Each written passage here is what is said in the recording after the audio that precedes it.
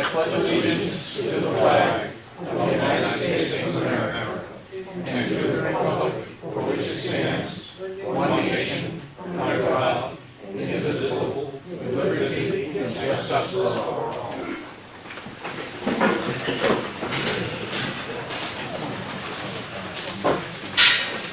All right, thank you all for coming. Couple items just to bring up. To note that the property on School Street that's going to be torn down, 144, that's scheduled to start on Thursday officially. So that's good news.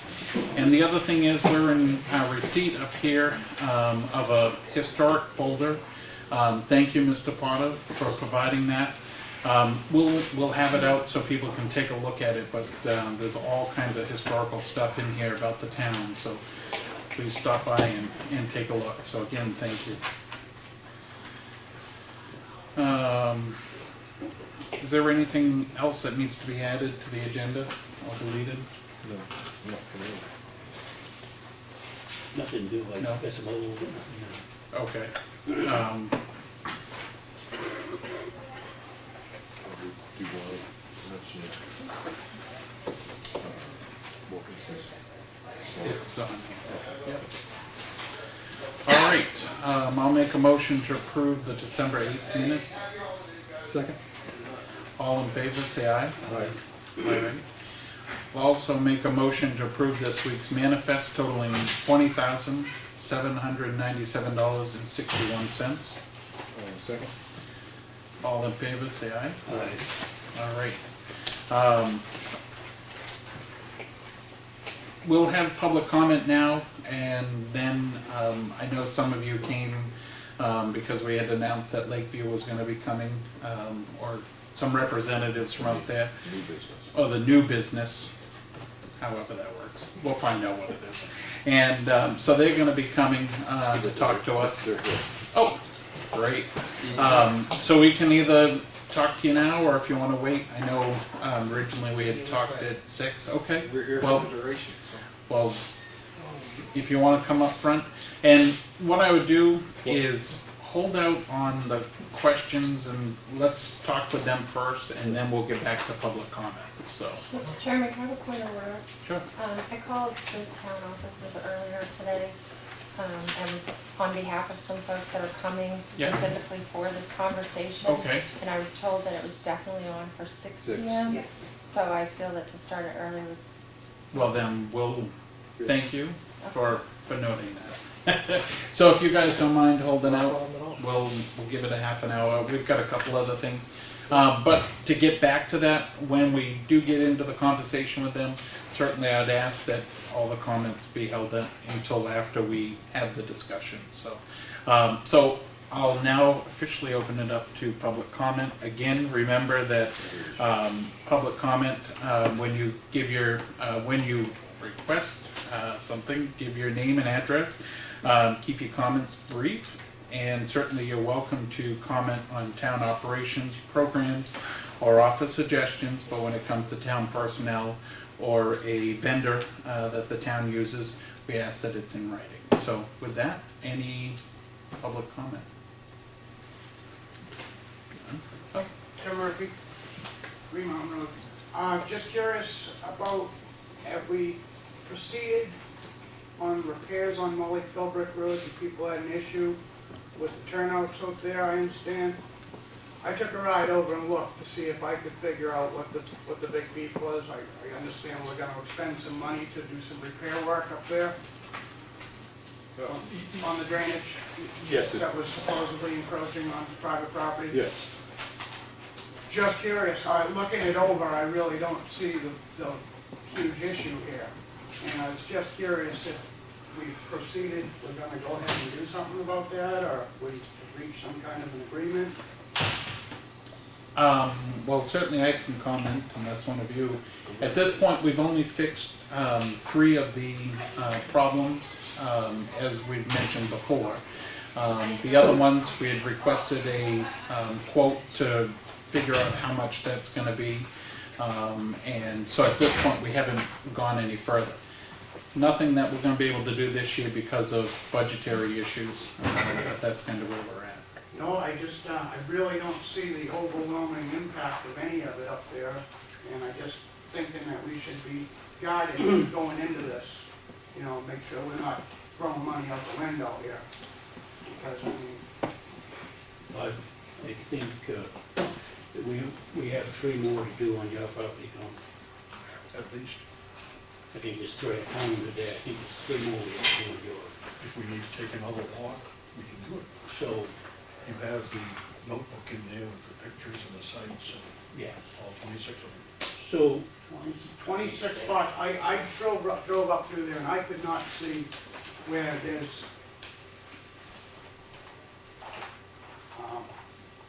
where, I really just don't see the significant damage that was caused, or, I mean, there's traditional runoffs you're going to have when you have hillside property and a town road, which creates your access to it. There's gonna be some certain things that have to go on for maintenance of that, and there's some common sense, water runs downhill. I don't see as how they encroached, the amount of footage that I listened to last week, I heard 30, 40, 50 feet up into their property. The most I see, where is the town right away? How many rods wide is that road? How much did we encroach? Well, the question was, is over the years, it's gotten pushed out further. Finally, it's got off of the right of way onto private property. So we need to bring it back off the private property onto town property. Yep. So there is some of them that's beyond the town's right of way. Yeah. It's just, it seems to be what we were quoted last week, we were throwing around a figure is as much as $18,000 to $20,000 this is gonna cost. It just seems, from what I see up there, I mean, and then we're talking a class 6 road, isn't it? Yeah. Majority of that? It's a, The top portion, it's No, it's a class 5 road. it's class 5 summer. It's not maintained in the winter. Well, all right. See, and any other public comment?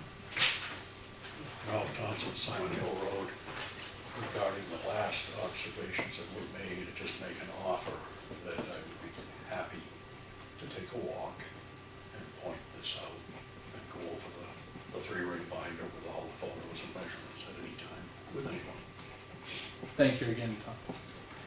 Any other public comment? All right. We just start doing our stuff just until 6. Yeah.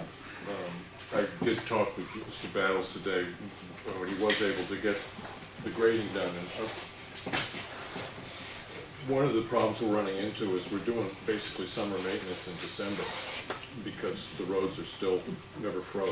So there was a late grading done, I want everybody to understand that, but there's also, what we're starting to do now is having to fix on things that normally would have been being snow plowed by this point. Right. There was an issue that was brought up last week about putting some paving material in a runoff gully up on Townhouse Road. They put gravel in that, but the plants closed down before they could get that in and everything. But this is something that had never been paved before. It's preventative maintenance for the future. But they were able to stabilize it so it's not going to erode anymore at this point. But that's about it for roads this week. when you sent him out to do Hunter Swamp Road, Yep. did you get a complaint on that road? Yeah, we had one, yeah. Because that road was graded on the 12-4. We went on and graded that again on 12-12. Right. So I don't think that warrants that much grading, and I think the road man should go out and check that road before we send him out to grade that, see if it warrants grading or not. Yeah, I had gone over it, and there were some spots on it. We did receive a complaint. I talked it over with Tim on the phone, and we made a decision to go out and do it. So that's all I can tell you, Lawrence. How's Granite Road coming along? With any luck, we should have it done Friday, if not Monday. So, Good. yeah. Thanks to the September weather we're Oh, having. exactly. We're on borrowed time. Did you have a question? I just have a question, Dean Felix and Henry Drive. The crossover between Hunter's Bridge and Providence Lake, is that the responsibility of the town to maintain that? Is that the state? Where if you come off you're Parsons Field Road. You're off- talking off going in- straight on 153 right down onto the Parsons Field Road? Yeah, yeah, that That little crossover crossover there. is, in the past, it's sort of been proven that the state, that's a state responsibility. Okay. Yeah. I was just curious, I've Yeah. never asked, Yeah. never heard, so. Right. Is it in need of work? Once you get a wheel hop, it's all over. And is so. it the paved section? No, it's But in the between Hunter's dirt. Bridge and 153, the gravel in between the two. Okay, the sections back side of the asphalt. little triangle. Yeah, yep. Right. Yeah, there's a good washboard going on now. That should be. I think we that should- fixed it in the I was past. gonna say, that should be town's responsibility. I mean, some of it's gonna be in the state right away, I know that, but Right, yeah, I I just think don't in know the how much past of it is. so. we've In maintained. fact, we had a letter on that. Requested that when we grade the main road, that we grade that little Little bit. Okay. sidewalk.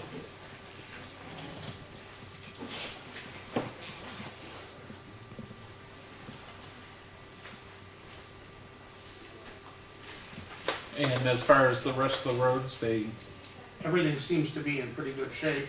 okay, We used gravel and patched the potholes in the dirt roads that have very low traffic counts to save money on grading them at this point. yeah, If the ground freezes some one of these days, it'll probably work fine, but if it doesn't, we'll probably have to do more of it. But it all depends on when we get winter, how these potholes will continue to pound out in the rainstorms, so. Yeah. okay.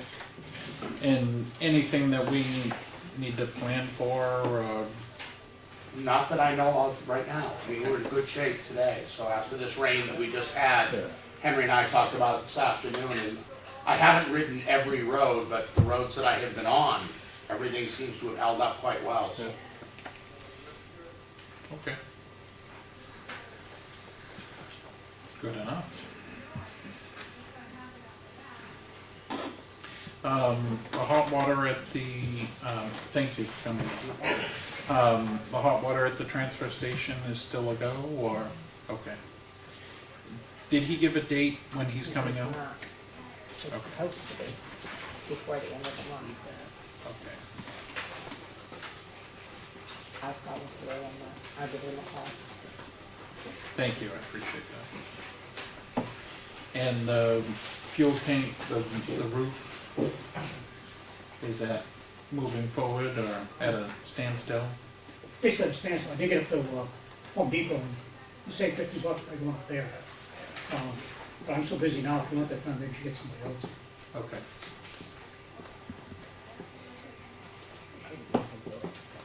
Do you want me to get in touch with Joel,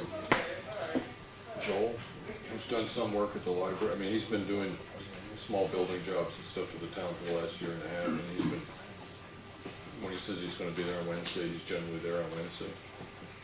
I mean, He's done decent. I don't know who Joel is, Yeah. It's just- but he's done carpentry work. Yeah, yeah. He did all the work down in the bottom of the basement of the library, stuff like that. But Okay. he tends to show up when he says he's gonna show up. All right. He's a pretty thorough guy. I can try to get in touch with Should we him. get a price from him? Yeah, no, I'll get in touch, I'm just saying, I'll get in touch with him and see what's going on.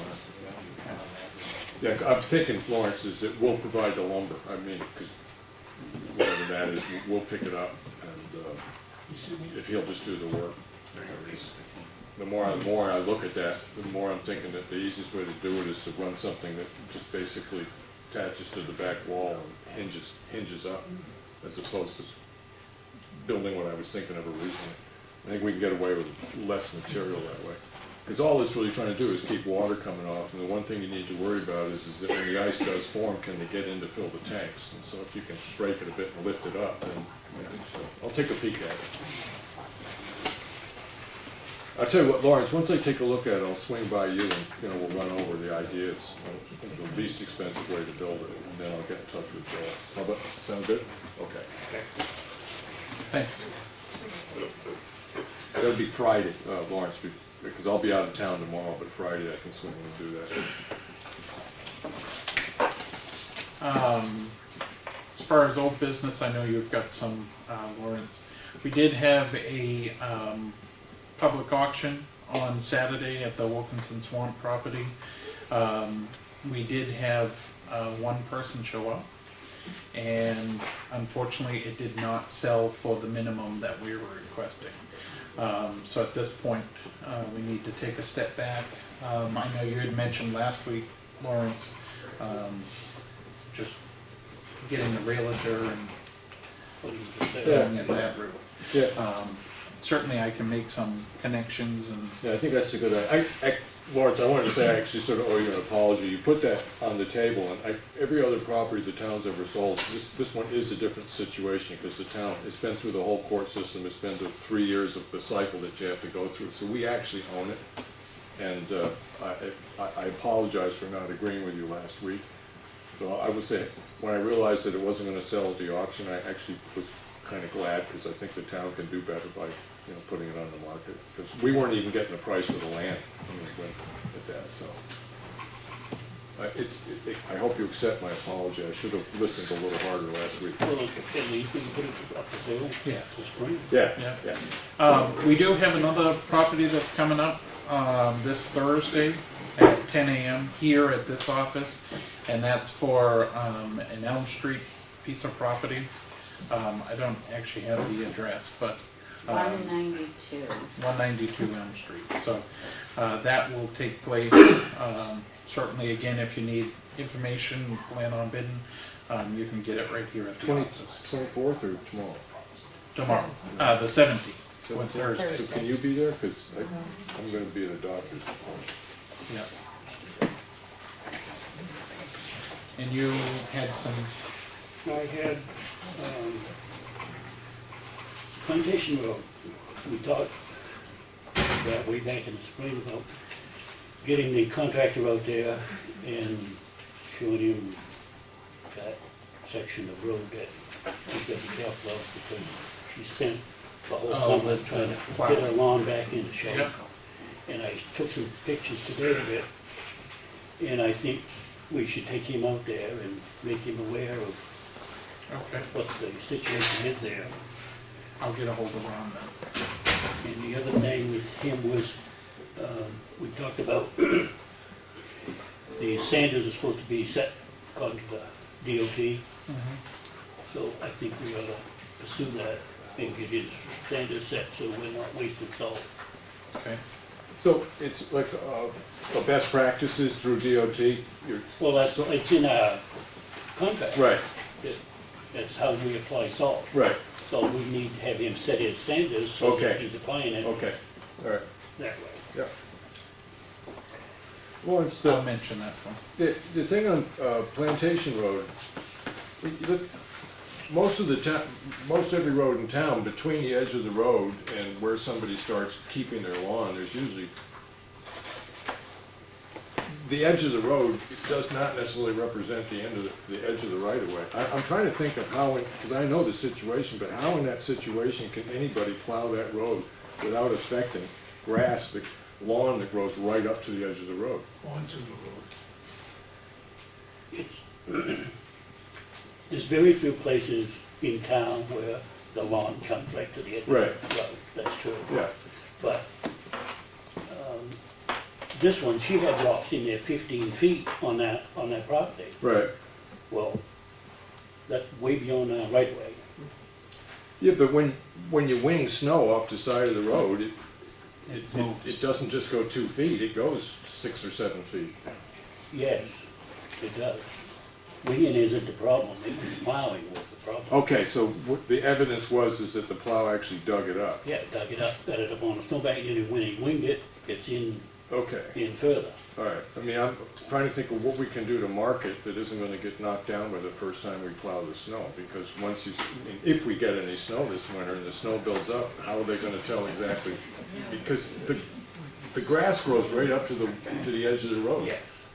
So I'm perfectly happy to talk to them and say, put due diligence and care in on this, but I don't have a lot of hope that it's gonna solve the problem, because there's really nothing. I think we can get through that narrow section there without winging. I don't think we need to wing that narrow section. It's just before you get to the stop sign anyway. Yeah, We're not gonna be going 35 miles an hour. Yeah. Especially if they're gonna stop. Well, when we talk with him, we'll see what suggestions he might have. I'm very willing to try to do this, but I'm just trying to think of any system I can see that plowing that's going to preserve a lawn that grows right up to the edge of the travel part of the road. Well, you have two places like that, that's down on Baker. They do the same thing. They post out. Right. They plow from tearing up the lawn. Okay, well, I mean, I can see putting out posts, but the first snowstorm that comes along, they're gone. Because if she's gonna put, if the property owner is gonna put them at the edge of the grass, they're gonna be 6 inches from the traveled part of the road. And what, I don't care how slow your plow's going, it's gonna knock those over, and the next storm you have, your indicators are gone. Well, we can certainly mention it to Ron, and Yeah. we'll take it from there. And the other thing I had, did we hire a new police officer? What? Did we hire a new police officer? There's a new person in as a part-time. The way part-timers work, they sort of come and go because they have other responsibilities. Some of them have gotten military service, but what he does is he goes to local police and he has X number of hours and he tries to fill those hours. So, and usually he's not hiring people that we need to train, he's hiring people from other communities that have already been trained. So we currently do have a new name on the roster. So this Hatch is a police officer in another town? Yes. Yeah, I think every Yeah, they all part-time are. officer They we all are. have serves in another community. Most of them are Ossipee police officers, with the exception of Mark, who's a Madison police officer. And Kim Hatch is an So Ossipee. he has the right to just hire whoever he wants. Well, he has the So- right to hire who he wants within his budget for part-time help, and these people fit within his budget for part-time help, yeah. I mean, that's his duty as a police chief, is to hire adequate people. Well, I think that he ought to at least bring this Hatch in and introduce him to us so we know who our police officers are. She's in disguise. I can talk to him about it, I mean, you're asking somebody to come in here unpaid to do it, but it would be nice, I agree at one point, it'd be nice to get a letter of information stating the fact that he's hired this person as a temporary. And certainly, again, anytime touch base with Tim out back, and he can fill you in on Are you any of talking the about happenings. Kim Hatch primarily, who's a female, Kimberly Hatch is a All I female. see on the, She took for Eric Diaz, who is then shipped, Deployed. deployed. And then once in a while, Hugo, we have a gentleman too, have you met him? Hugo? yes, Yes, okay. yes. I'll talk to the chief about if he's gonna bring a new person onto the force as a temporary, Yeah. to at least inform us the name of the Yeah, person. yes. Put that in an action folder. Okay, and the other thing was, is, I guess when he's not here, we're talking about buying granite posts for the cemetery Yeah. before the end of the year. I don't know where we stand on that. When he's not here, so No I clue. guess we'll have to wait until next Okay. meeting. And certainly, like I've told Henry and whatnot, any old stuff you want on the agenda will get on the agenda. I mean, we made the exception to, Yes, I come in today to put it on, and okay, Gwen had two phones in my hand, and they were busy at the office, so I said, All right. I'll just call you, and I didn't get back in time to call. perfect, thanks. So I did come in to put it on. Okay. We'll keep moving on. New business, we'll talk with you. Come on up. This is Chris from HEB, came out and assessed our bridges. You're gonna tell us what's happening with them. Thank you. This is the same stuff we got in the email, right? Yes. So we were engaged by the town. I guess about a month ago, a little over a month ago at this point, and we prepared a report dated December 1st, which looked at and we went walked the sites of each of the bridges. Looked at 4 bridges in town. The first one being Stevens Road Bridge. The second one, the Granite Road Bridge. Third, the Snow Road Bridge. And last, we looked at the Drake Road Bridge. Or whichever way you want to look at it. Yeah. We're keeping nomenclature that the DOT has for the moment until it gets renamed with their system. So in doing this, we are providing our recommendation to the town on what to do with these 4 red listed bridges. And the DOT does consider them all red listed, which means they're in need of repair, rehabilitation, or replacement to bring them up into a better state. So the report was delivered via email earlier, and you've got hard copies now. So is there any questions immediately, or if you would like me to sort of run through an executive summary Yeah, why don't you do that? of the bridges, that might be the most important part. So the Stevens Road Bridge is in fairly poor condition and is load posted for 6 tons currently. And the town has already entered into an agreement with Stony Ridge Environmental to move that design of the replacement structure forward. So in that, we encourage you to continue that process. We looked at the New Hampshire DES wetlands permit application, and a wetlands permit has not yet been submitted, so we encourage you to get a status update from them Yeah, on where she's they are. supposed to be coming in on the 5th. Okay, great. That way you have that information in hand prior to any town meeting action. Right. Hopefully prior to any town meeting action that's needed. So we'll leave it there on that one, but the long story short is that process should continue. Okay.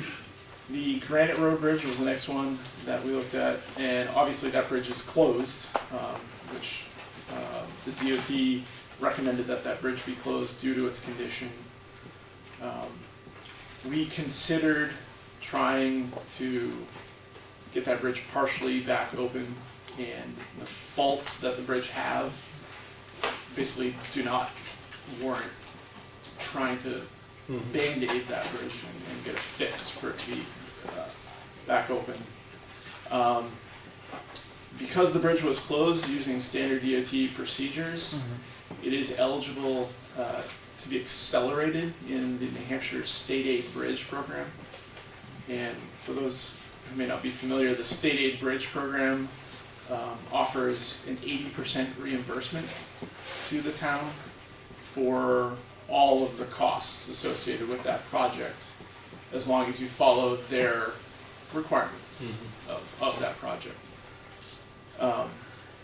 If you ask to be, for a normal bridge, if you ask to be in that program today, you will likely be scheduled for funding for fiscal year 2023 or 2024. On a normal. On a normal, yeah. Right. But with the fact that it was closed by the state, what's the anticipated time that we apply to that program if we find out whether or not we're going to get the refund, as opposed to being 10 years or 7 years? Or Sure. The New Hampshire statute that was just created in 2014 says that for bridges that were closed on this procedure, you can go through with accelerated construction, meaning you can start earlier before your scheduled fiscal year. But the reimbursement will not come until your scheduled fiscal year. Okay. Okay, The so we 2023 or pony up the 2024. money first and then get Yes, the you money. would have to float Yeah. the money, which is difficult to do, we understand. So that's the recommended procedure forward, because you can actually take action on permanent replacement that has a really long lifespan in a relatively short time. We felt like that was the most cost-effective option in this case. For the total replacement. Yes, yes. And we can go into more detail on each of these as you have questions, Okay. or not. Well, in your report, it doesn't say what type of bridge that you're proposing. We talked about precast. Is this gonna be a precast, or is this gonna be a full Putnam steel I-beams and a concrete deck? What type of bridge are we talking? Sure. We prepared a preliminary estimate, as is required by the New Hampshire DOT process to help speed things up. Usually that's requested by the town of the DOT. It sometimes takes them 6 months to a year to turn that around. So what we've done is we've done that ahead of time, and DOT has authorized us to do these in the past, and they accept them. So that helps speed up the process a little bit. So that estimate was, it's very likely that that would be a precast bridge.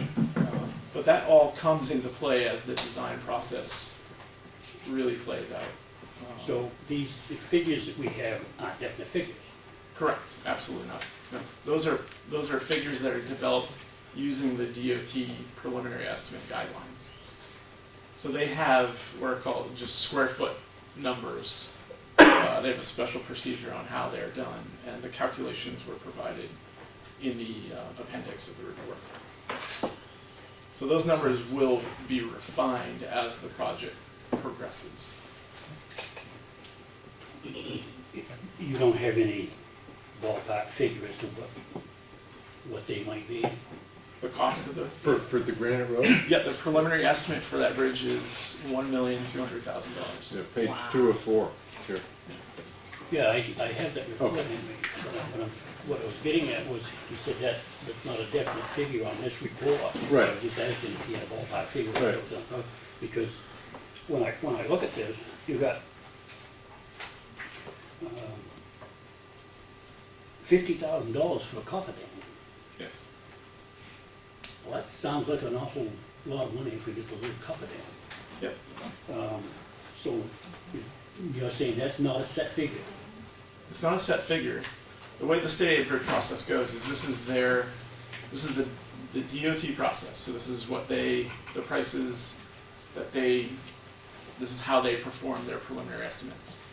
As the bridge is designed, that estimate is refined and closed in on. And then the project is put out to bid.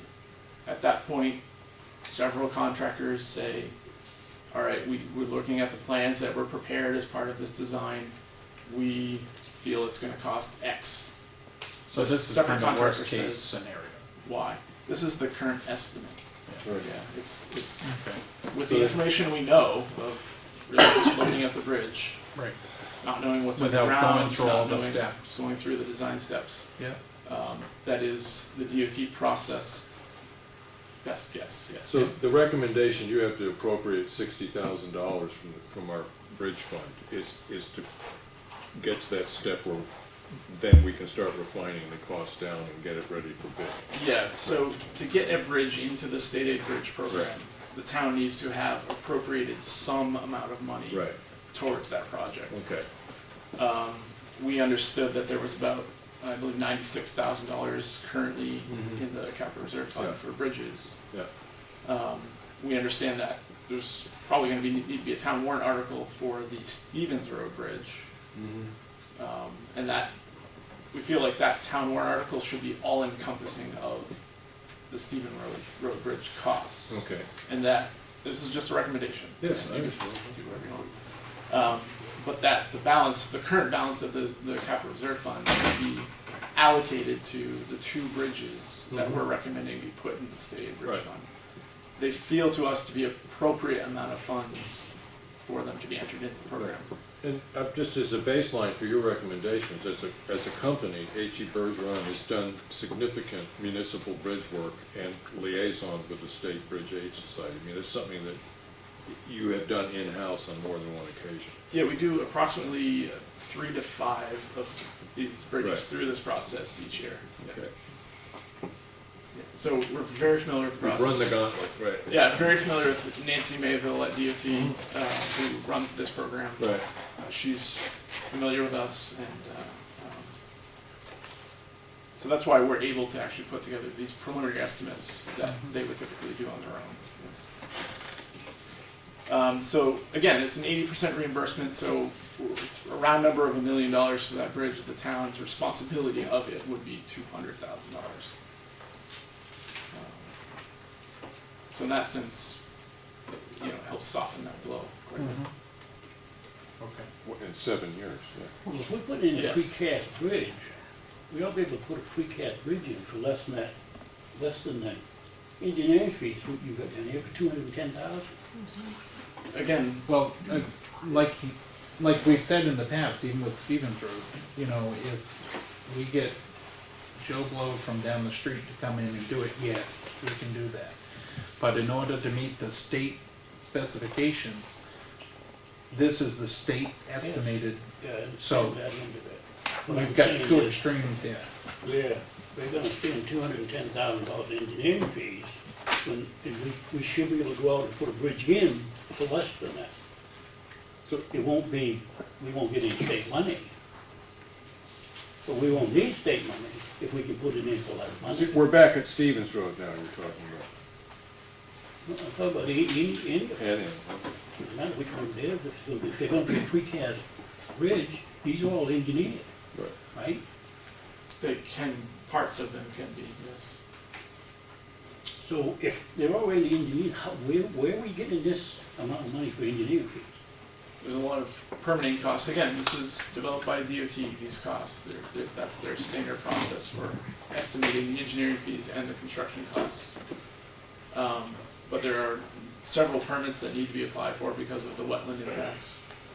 And the construction documents that are required by DOT, they have a 7-phase process to go through the engineering design of these bridges, where geotechnical borings need to be done to understand the soils underneath the ground for which this bridge will sit. A field survey needs to be completed, wetland delineation needs to be completed, a proper engineering study needs to be completed so that the most cost-effective design is chosen for that site. Preliminary design, permitting that I talked about, the final design phase where we put together our construction documents and contract between the town and the contractor. And then there's a bidding phase where the bidding of the contractors is managed. And then also the construction phase where the engineer oversees the construction of the contractor to ensure that what they were being asked to do is actually being done. And certainly if we're going down this road, That's- replacing a bridge, I mean, we've got engineers to look at parking lots, we've had engineers to look at other pieces of things that we've done in town. I certainly am not gonna do this as long as I'm sitting on the board without having an engineer come in and help us through the phases of what we need to do. But again, you're here just tonight to help us kind of prioritize and give us some rough estimates as to what's going on. Then we can proceed from here as Right. to what we're gonna do. Yeah, I will say that is an avenue, is to say, forget state aid bridge. Right. We're just gonna do this on our own, we're gonna pay 100% of the costs. And that's an avenue that you can pursue. Right.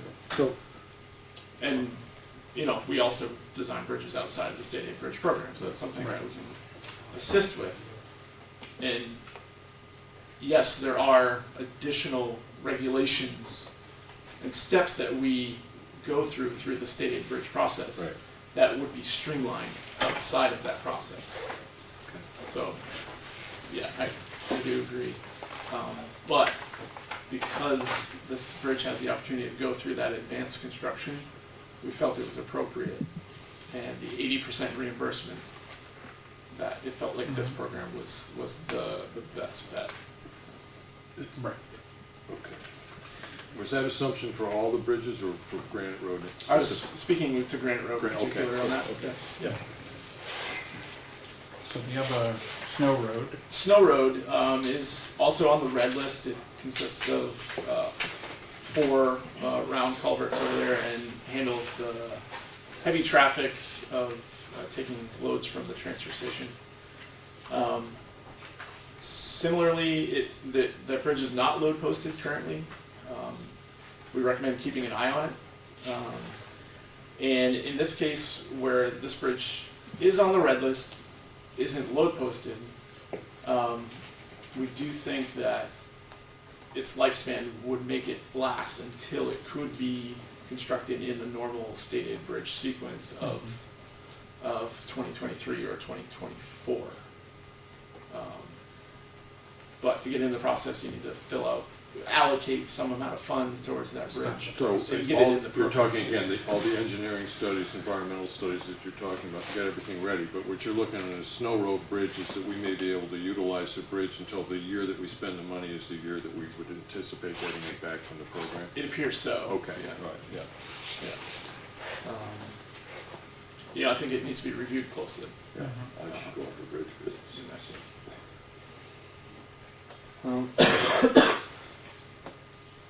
There's also the use, I mean, if the culverts do deteriorate to a point where it's not Right. passable, a temporary bridge could be allocated, Yeah, we could be talked about installed that. in that location. Right. And if you're in the state aid bridge process, when that happens, Mhm. in the past, when we've had that happen, a temporary bridge was actually part of the reimbursement expenses. Okay, so if at another meeting we hashed out our reactions to this and which ones we want to put in a plan or don't, stuff like that, wrote that all down, sort of gave it to you, then you could come back and comment to us. So as opposed to having you in here while we try to figure out, come to an agreement on what we're going to do, we could come to an agreement, send what we think that is, and then you could apply that to this and say how it's going to affect us. Either way. Does that sound good? It- Yeah, okay. Whichever action. Yeah. Then Hutchins Pond, we'll say. Yeah. So that bridge is on the red list. It is weight posted for 6 tons. I understand it's closed in the winter. So we recommend that you continue to close it in the winter. It does help, salting that bridge. Continue to keep up with the bridge inspection reports and then consider, and this would be a cost-saving use of discontinuing that bridge if you feel that it's a low-use bridge or low-use road for that matter of fact, that isn't necessary. It's a common thing where it's a term of low-use redundant bridge. It's not necessarily a redundant bridge because the other end of the road is out of town. But if the town of Effingham could come to an agreement with OSPI to a municipal agreement to provide access to the other end of the road, And then unfortunately, we do have summer properties that access it. from this end, Don't we? No, it's all state forest. Oh, I thought the little camp, is that, aren't those out in Effingham?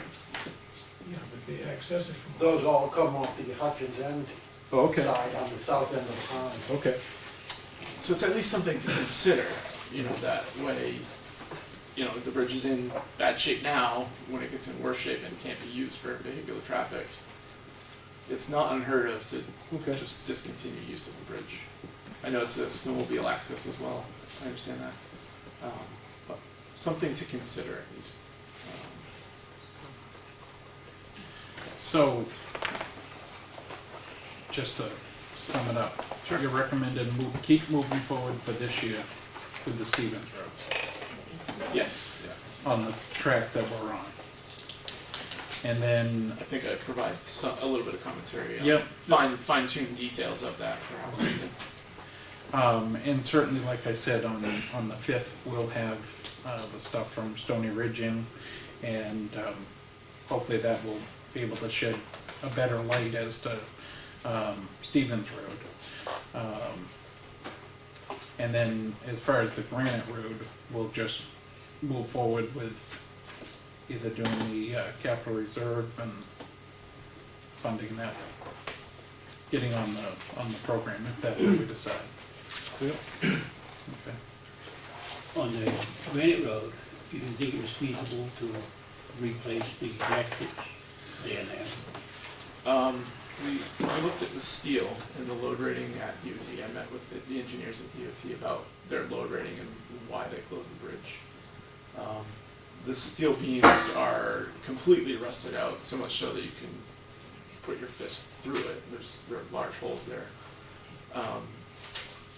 So the deck would crush those steel beams, and we'd have a similar problem.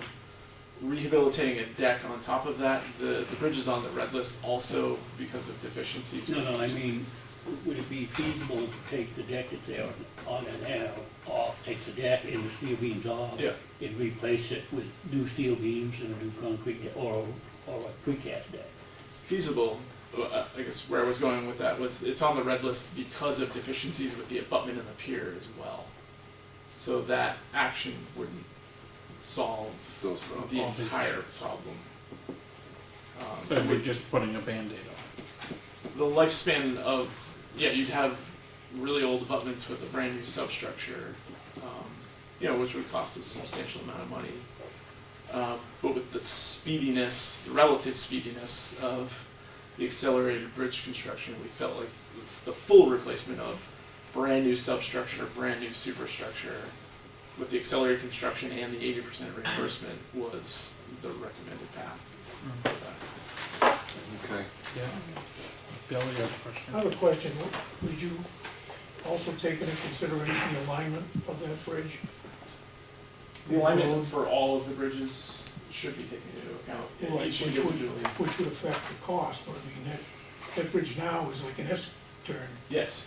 Basically it's one lane because it's a curve when you get a bigger vehicle.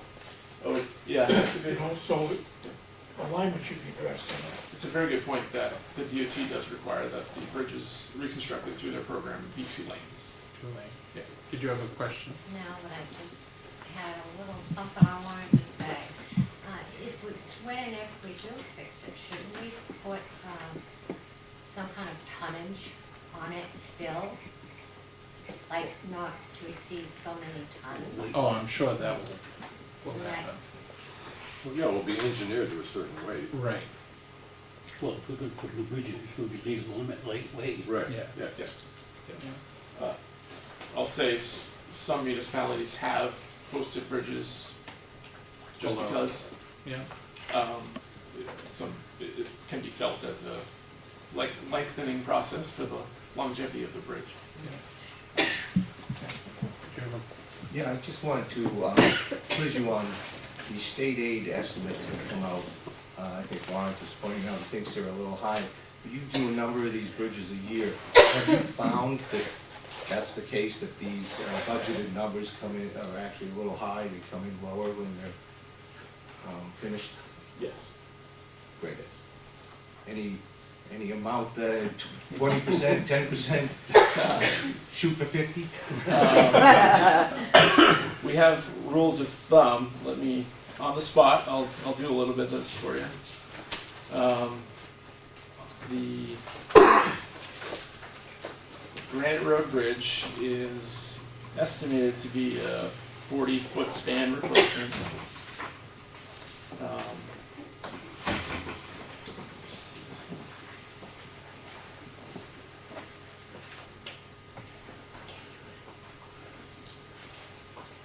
Just from the feel of it, of similar bridges that we've completed, it feels about 20% high. However,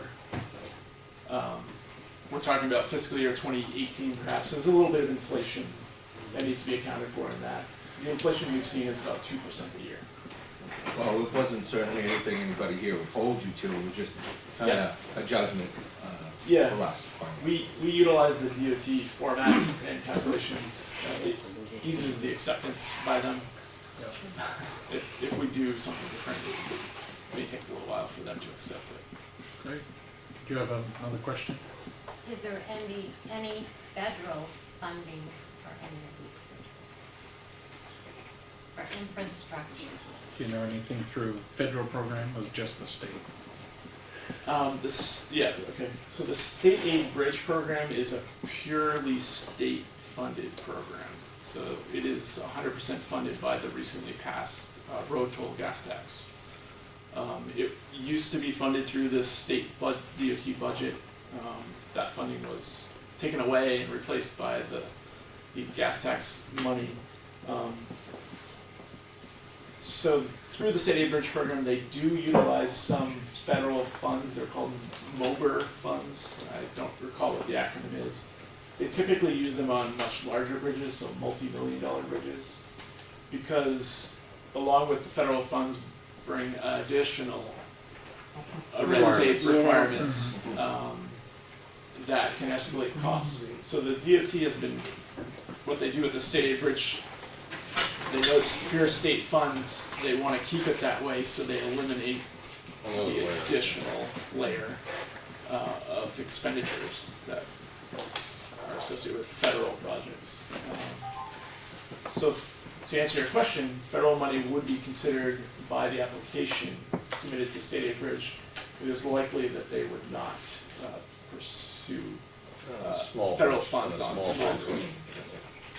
Okay. Do you guys have any other questions?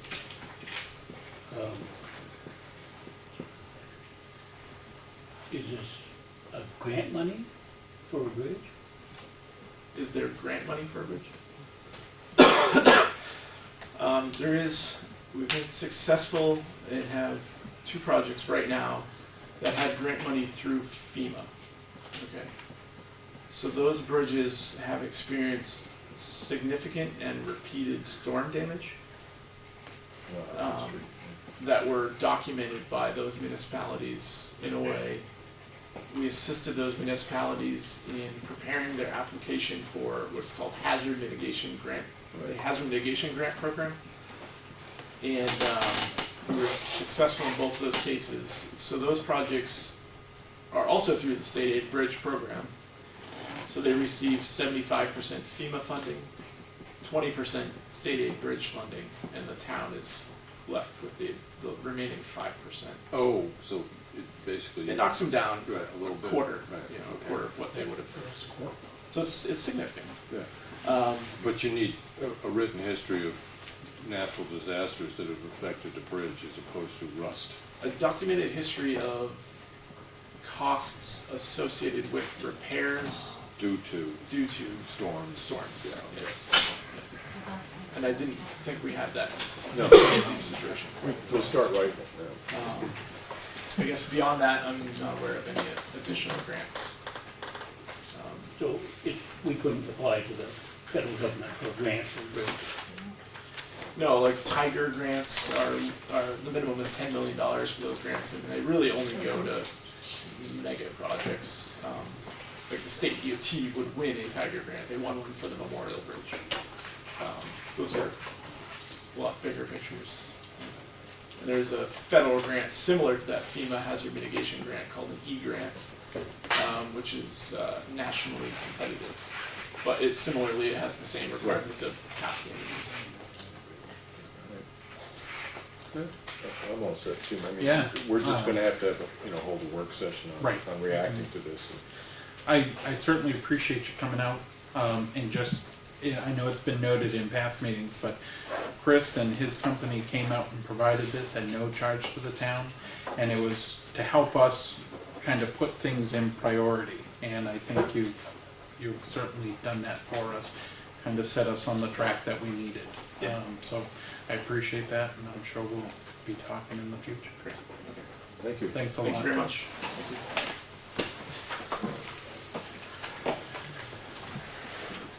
All right, thanks.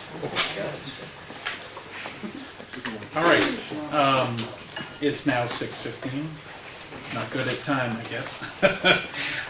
So we'll go back to the public discussion with you folks.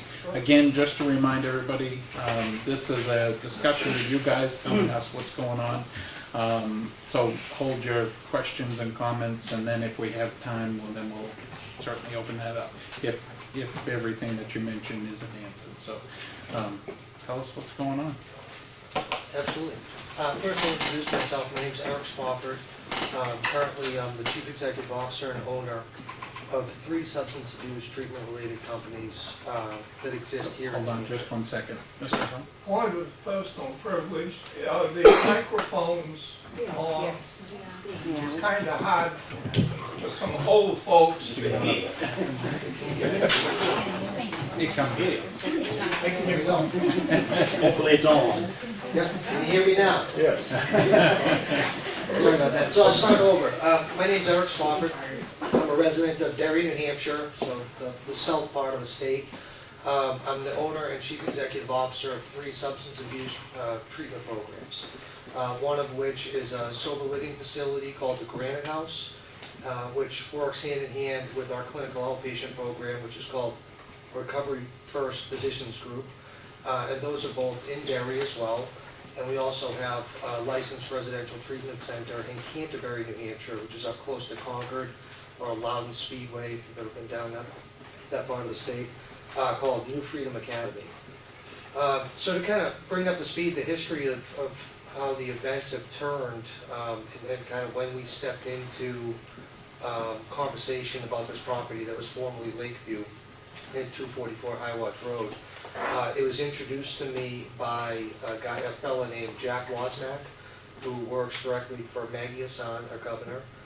He's the drug czar for the state of New Hampshire. He's the director of all the substance abuse policies and treatment and things of that nature. And he introduced the opportunity, I guess, several months ago? Yeah, probably closer to 3, I'm going to say. Probably about 3 months ago. So we came up toward the property. It's a beautiful place, kind of downloaded some of the past history of what had gone on there and where it was currently, where it was formerly a neuro rehabilitation facility, as we all know. And that conversation has progressed to the point now where we, as of after business hours last Wednesday, have a signed deal. That we are going to go in and open up a residential treatment center for adult men and women for substance abuse disorders. So when you say signed deal, you have the correct licenses for it, or is it a signed deal with the owners of the property? Signed deal with the owners of the property. Okay. Yeah. And I'd be happy to tell, I guess this isn't my first go around with addressing communities when opening this type of facility. So a few points of light that have come up in the past, not making an assumption that anyone here is thinking or asking this, but just to clarify. The folks that we treat are, one, self-motivated. This isn't a locked facility, this isn't treatment that is mandated or necessarily court-ordered or anything like that. These are sincerely folks that have struggled with substance abuse, alcoholism, as well as other addictions, that are self-motivated to want to help themselves and change their lives and enter into a road of sobriety and recovery. We screen them thoroughly. We do not accept anyone who is severely mentally ill. We do not accept anyone with a violent past criminal history or anyone with any sex or arson-related charges or arrests in their past. These folks are just like any other, person sitting in this room. I've been in recovery myself since 2006. People do get better from substance abuse. Some of the folks that you could expect that we would treat as, if growing up you had an alcoholic uncle, he's the type of guy that would end up in our facility. Or the 20-something-year-old young person that got addicted to pain medication after a sports injury. And they get prescribed Percocets or Oxycontin, which is a very powerful narcotic, and quite frankly, what we see taking over our state, this opiate epidemic, and that spirals out of control. Our facilities are someplace that they would come to spend some time to reclaim their life and enter into a path of sobriety.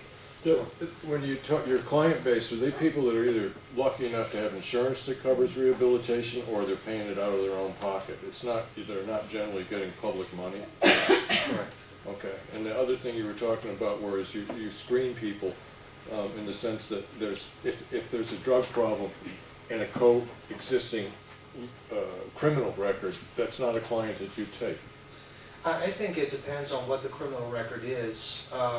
You spoke about the fairly violent situations when? No one with a violent record. Okay. Correct. No one with a violent record, no one with a history of any sexual offense, Yeah. any arson, or anything Okay. like that.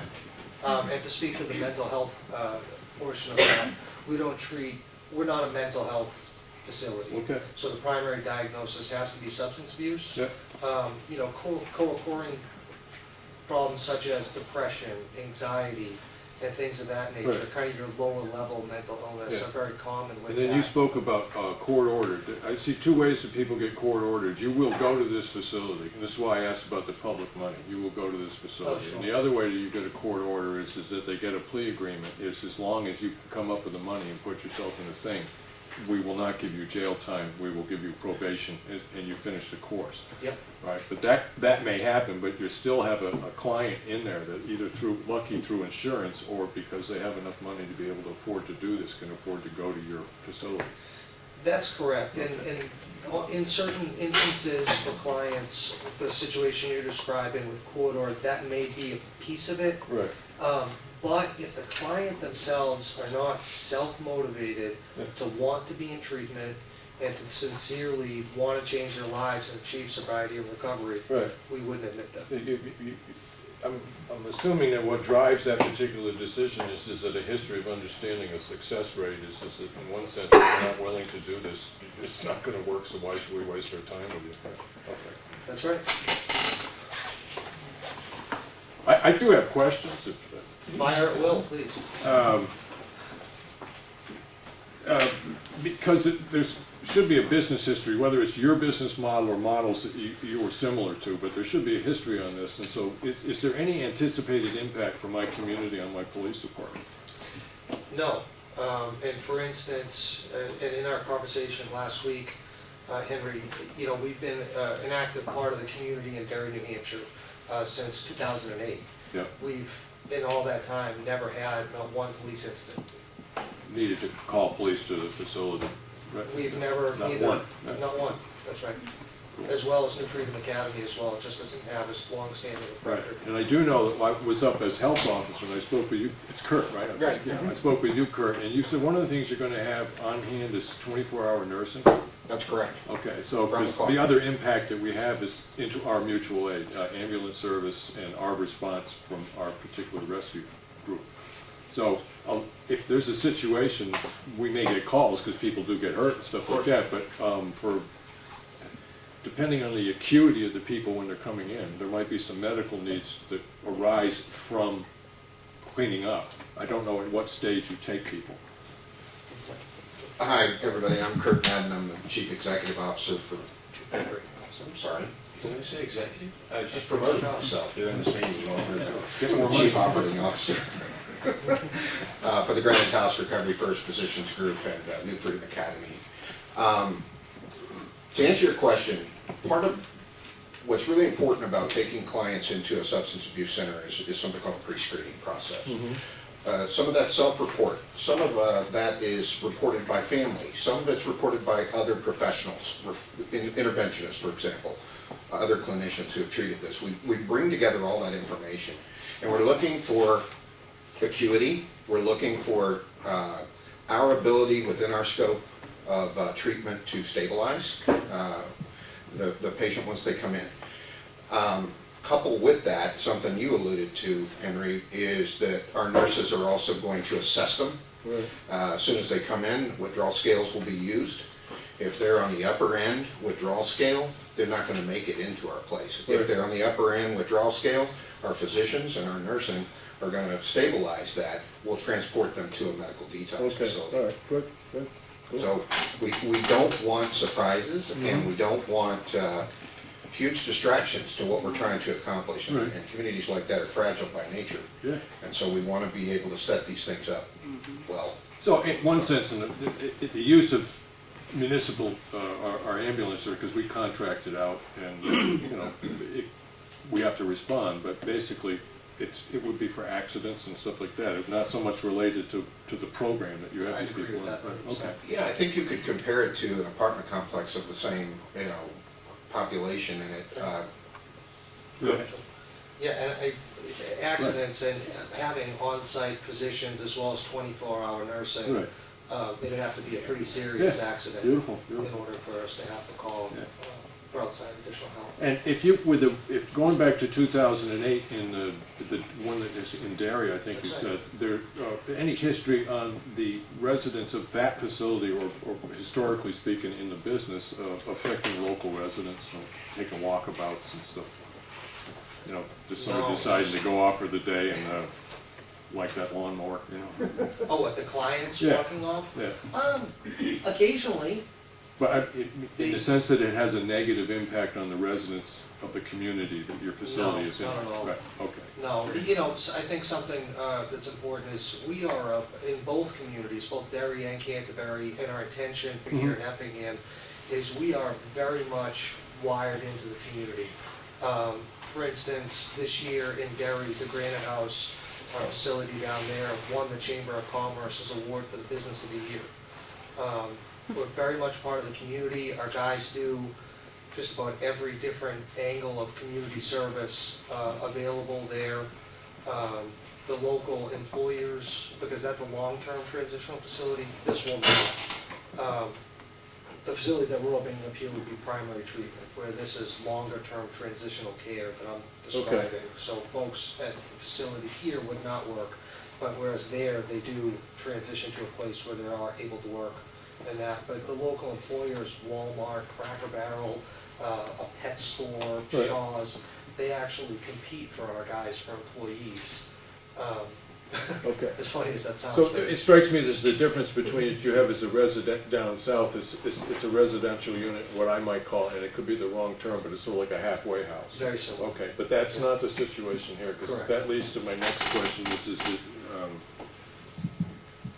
would there be any off-campus housing or what I could consider halfway houses No, sir. associated with this particular license? No, sir. Okay. So, and there, I understand there are some other facilities that were formally associated with it. The only thing that we're discussing, or have any deal, is for the main campus. Okay. So the one there down the street, Yeah. that's not us. All right. Yeah, And your average stay for clients, we used to, 30 days. not average, it is a 30-day stay unless they decide to leave early, or? So, a lot of that's dictated by insurance coverage. Okay, okay. But we try our best for 30 days. That's your plan, right? That's right. Yeah. Okay. And then, because people have asked me this question, I want to put it on the table. The business model that you're looking at in the future doesn't call for the distribution like a methadone clinic, anything like that? No, absolutely not. I'd love to speak to that. The facility itself will be an inpatient facility, meaning that the residents stay there. Right. So there'll be no outpatient component to it. There won't be any clients integrating in the community and coming back and forth to receive treatment. So the sole traffic will be employees going back and forth? Correct. Okay. And inbound admissions? Inbound admissions and then transports out to Okay. their next stop. That being said, our treatment philosophy is that of abstinence-based, 12-step model. So our clients do not receive Suboxone, methadone, or any other medication-assisted recoveries, Right. is what they're called. And that's why if you have a client that's got is new to, is still under the effects of whatever the addiction was, is that prior to coming into there, they would have gone through some medical care. Medical And that detox, happens in correct. your evaluation process. You say, you gotta go spend a couple weeks detoxing before and then you can come here. That's pretty much the way it would work. That's right. Okay. Thank you.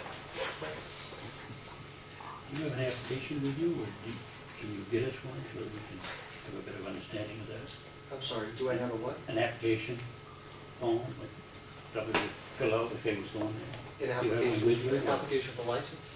No, we have a pre-screening assessment form, which I think might be useful because it covers some of the things that we've discussed here tonight.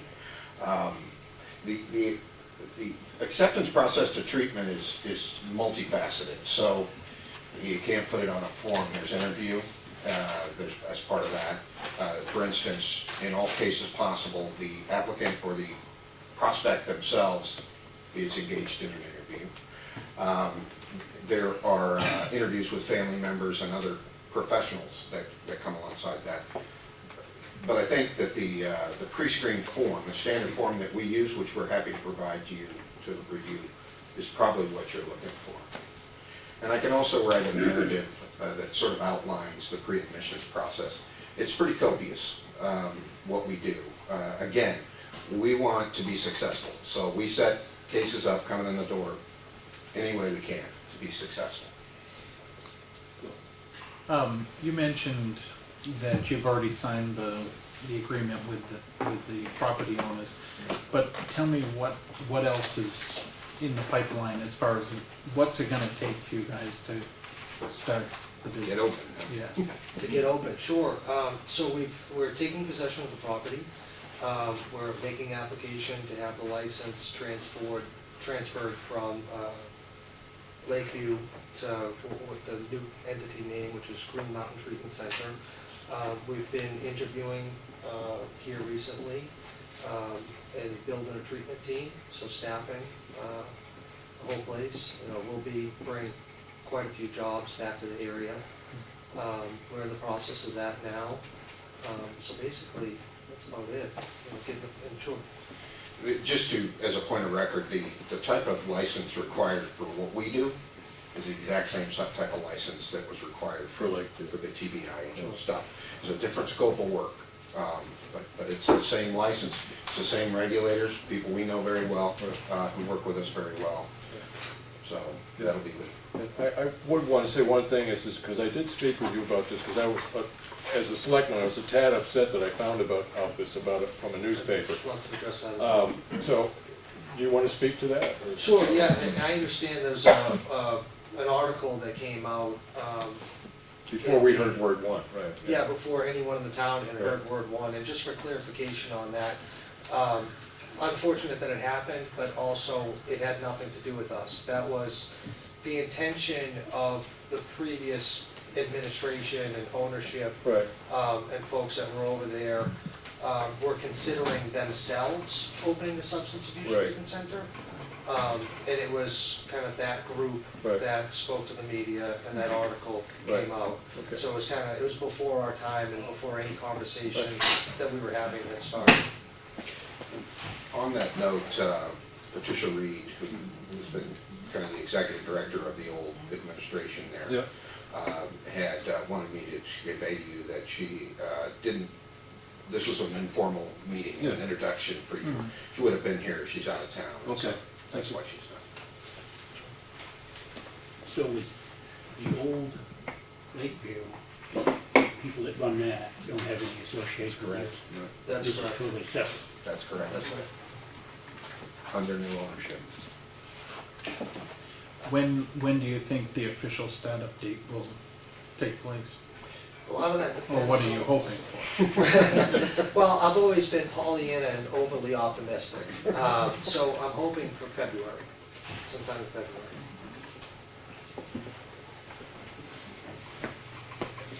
But again, there's a lot of work to do. And we want to do it right. I'm pretty much done. Yeah. Do you have any other questions, Warren? The only other question I have was, are you going to have staff enough to police yourselves? Absolutely. So you won't need services as far as the police department? That's correct.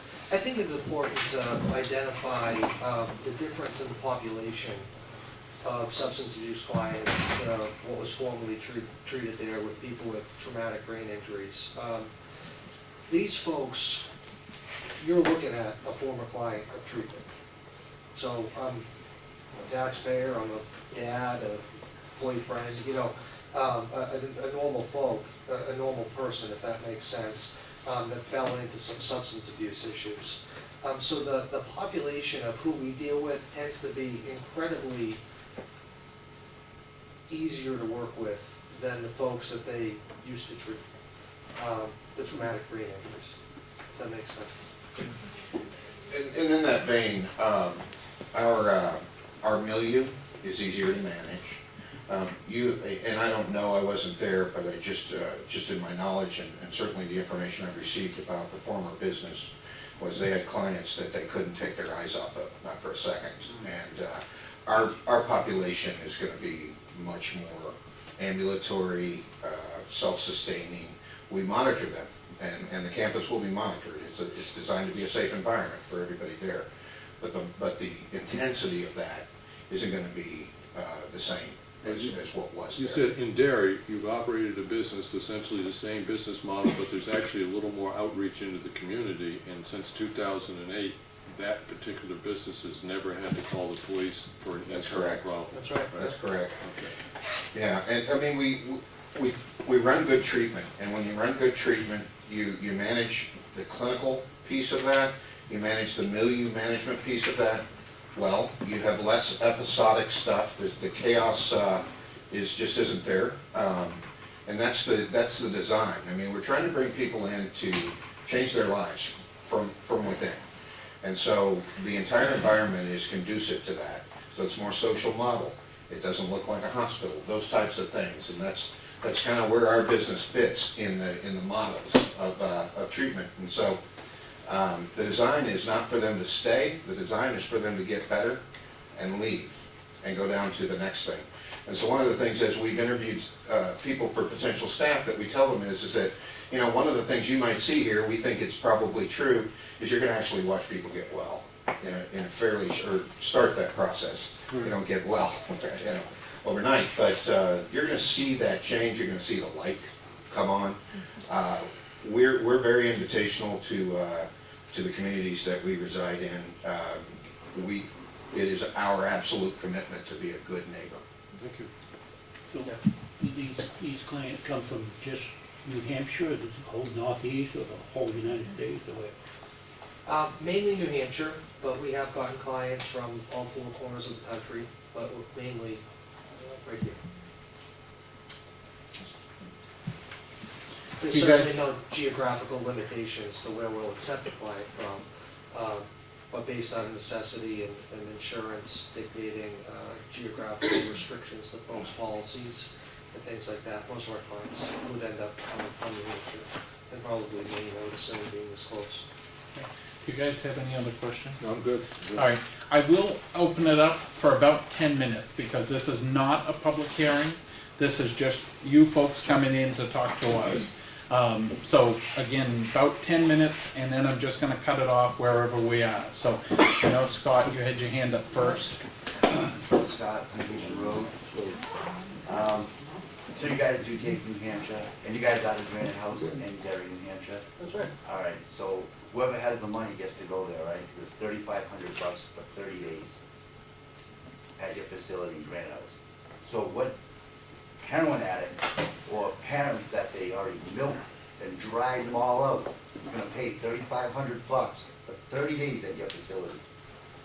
Sir, you know, I don't see the relevancy of your question, one. And two, given that the state of New Hampshire has cut the funding, I have millions of dollars in real estate for that program, as well as a six-figure monthly payroll. If you have a better solution for where that would get funded, I'm all ears. So I'm out here 7 days a week in the trenches trying to help drug addicts, and somewhere, somehow, that needs to get paid for. But usually the last step is you're going to jail or you're going to your place. So for you to say that, oh yeah, they're not gonna have violent criminals and everything else, that's baloney. Dude, I've seen it. I've seen it with my own eyes. I even dropped in. All right, other questions? Go ahead. Me? Yep. How many clients do you have, are you planning on taking up there? The facility, that main campus was formerly licensed for 75 beds. So out of, just out of convenience, transferring that license, it will probably still be licensed for 75 beds, but we will not open at that. I think we plan on opening 30, 40, somewhere in the mid-30s to start. And how many employees will you be employing? Roughly about 100? Yes. And just an observation, I would think when we're talking about something like this, that our police department would have been invited. Tim? Yeah, I have one comment, a quick question, I have many questions, but apparently with time constraints, we're not gonna be able. I live on Green Mountain Road, my name's Tim Murphy, down the street from you people. Put up with a lot of nonsense over the years with employees as well as clients from Highwatch. And the speeding by my house is an atrocious thing, not to mention, but here's the thing, you say you're wired into the community where you are, we had to ask you to come here today, all right? like Henry told us, the first notice of all this came in our face from out of the newspaper. We've asked you people to come here. We got more questions than 10 minutes is gonna answer. And I would hope that you, right from the get-go, advise your employees to make every effort, to make your business work for you, and to be that good neighbor to the community, because we put up, all of us here, to put up in this town, in our budgets, in our police force, in our mutual aid, to put up a lot of nonsense over the years, from a place with a horrible track record. I'm just making a point. If you want to be wired into this community, you should have started at your first step. Sure. I'd love to respond to that. As far as monitoring our employees, I can assure you that we do that very well. And if there's any issue that should ever arise with anyone on my team, from my staff, we're only a phone call away. As far as integrating ourselves into this community and getting an opportunity to introduce ourselves, what I can tell you about that is we signed a deal after business on Wednesday afternoon, or Wednesday evening. Thursday, late morning, I called Henry Spencer, within 12 hours of that signed deal. Anything before that would have been premature. And remember, Tim, the folks that were in the paper are not these people. It's a different, And it's all well and good, but I'm just saying, there's a lot of issues that should be covered in dealing with this. Your points about the behavior of people working in your area are well taken. Tell them to get up. These 10 are just minutes words, but, Tell them to get up 10 minutes earlier. but we'll do that. And we're good employers. We expect our employees to be professional. Absolutely. Good point. yes. Hi, Ms. Bailey, I'm down the street from you too, right, Lawrence Valley. Are you guys having, what's your age limits? Is it 18 and above? That's correct. And, it's 30 days. I know you can't fix everything in 30 days. There's not a lot of places, when you call up, you're trying to find a place for one of your friends or something, there is nowhere that will take them. There's a couple places in Dover, but you're talking $30,000 for extended stay and all. Do you have any places set up that you guys work with already that are gonna take these, if you're going to do 30 days, you're gonna send them out the door and they got nowhere to go? I know some do it, but the statistics aren't high on that. So do you have, and where are they gonna come from a detox? I don't know how many detoxes are in there. I know they can go to step 1 in Berlin, which is a non-medical detox. You get no medication, no nothing, which is very hard for people. I don't know where the medical detox, if people need that, is it even available around here? I didn't know there was a lot of that around. Sure. There are, I think there's a couple questions on the table. As far as one of the things that you discussed is where will folks go after? Because 30 days is such a small fraction of someone's life. So we're partnered and have relationships with many distributed facilities, halfway houses, and things of that. What's that? Intensive outpatient programs. And that's what you use now for your other programs? Sure, so when we have to send folks on to their next step, part of our program is continuing care planning. Yeah. That hopefully everyone that leaves us is going to their next facility for a longer term continuum of care to integrate back into their community, be an active member in recovery, and continue to get better. As far as where folks will come from, many hospitals in New Hampshire do detox, even though they don't advertise it. You have Farnham Center, you have Hampstead Hospital, Keystone Hall is now converting to a medical detox, as well as many social model detoxes throughout the state. Headrest, Southern New Hampshire Crisis Services, Friendship House, and there's actually quite an extensive list. But you guys are gonna be a non-medical detox, meaning you'll only, the nurse is there to provide, to make sure that nothing happens, but you're not gonna be medicating these people that are still going through a little withdrawal? Okay. Melissa. Thank you. Melissa Siemens, Effingham. I guess this is a question for the selectmen. Do you foresee that this proposed facility, given it doesn't appear to be a change of use at all, has to go through any planning or zoning processes in the town? At this Or have you received advice to that? The question that I asked myself when I first heard about, and this was before I knew who the people, this was the first reported thing that was in the Independent. I did have some pretty serious questions about what was grandfathered, whether it's the client type or the license, right? And as was said here, what they're asking to do is to take an existing license and operate their business under an existing license, which is a grandfathered business with an existing license. That's what I heard. Well, I don't think anybody else heard that.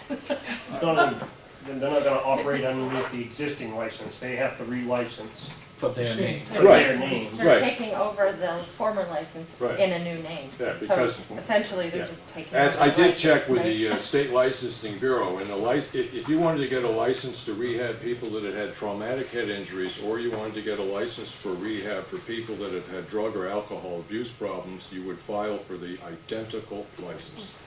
It's the same license. Okay. It's known as an RTRF, a residential treatment and rehabilitation facility. Okay. And we did check with our attorney to see, you know, if there was anything that we needed to do, and at this point, there is nothing. Okay. Well, I mean, those questions did occur to us the minute we heard about this, and we have, as I said, checked with the attorney, we called the State Licensing Bureau and came to the conclusion that if they get the license, if they can continue operating with the license that was there before, that's pretty much takes us out of the equation. Okay, and I have another question. As for the other facilities that you operate, what is the, I guess, the tax structure, if you will? Are you for-profit? We're for-profit, limited liability corporation. Okay, thank you. And this I'm sorry, one more. Go ahead. The acquiring the property on the mountain, have you purchased the property, or are you leasing it, and if you are, from who? To get going as quickly as possible, there's an initial lease in place, and the transfer of ownership of the property is taking place not long behind that. So you And that's anticipate from- purchasing the property? That's right. Okay. Yep. And that's from the owner that's had it for several years. Okay, thank you. Bill? Yeah, Bill from, Bill Pickett from Wall Street. Did I hear you say you're gonna change the name, or we're gonna still call it New Freedom? Because I think New Freedom might be kinda cool. What's that? Yeah. No, and I used to be part of it. It will have a new, for branding purposes and things like that, it will have a new name, it'll be called Green Mountain Treatment Center. Cut right into the side of that. There you go. Yeah, that's it.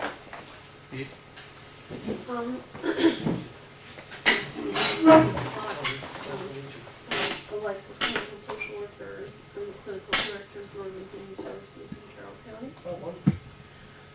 The question I have is, we're all hoping that expanded Medicaid will continue. I'm wondering if you're willing to take any Medicaid clients at all. Sure, we're still in contract negotiation with different insurance carriers, so it's probably a little premature to answer that question at this time. But you're thinking about it? Yep. Okay, we'll take the last question, Leanne. I just have a question for Henry. Last week, I think you said that it was the same ownership, they were just transferring the, License. The License? license. Well- And now I'm hearing that this is different ownership and they're Yeah. applying for the same license, so I'm a little I confused. think it was the other way around. It's a brand new business coming in, but there's going to try to operate underneath the same kind of license that existed in the facility before.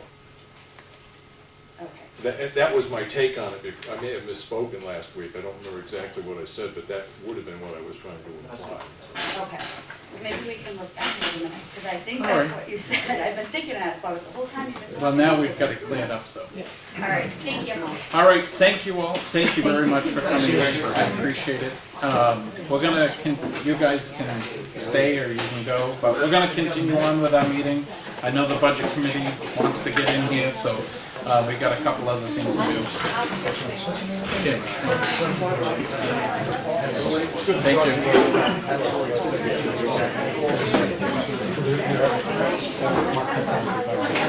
All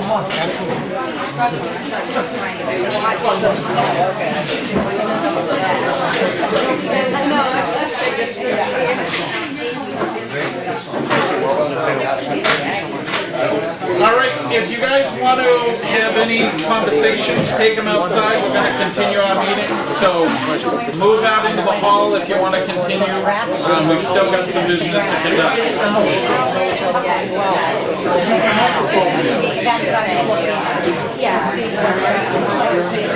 Ring for silent running.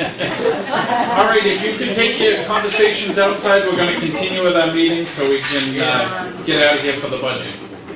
Thank you, Mr. Potter. Just need a voice like this. Ben, we're going to wait for the rest of them to go.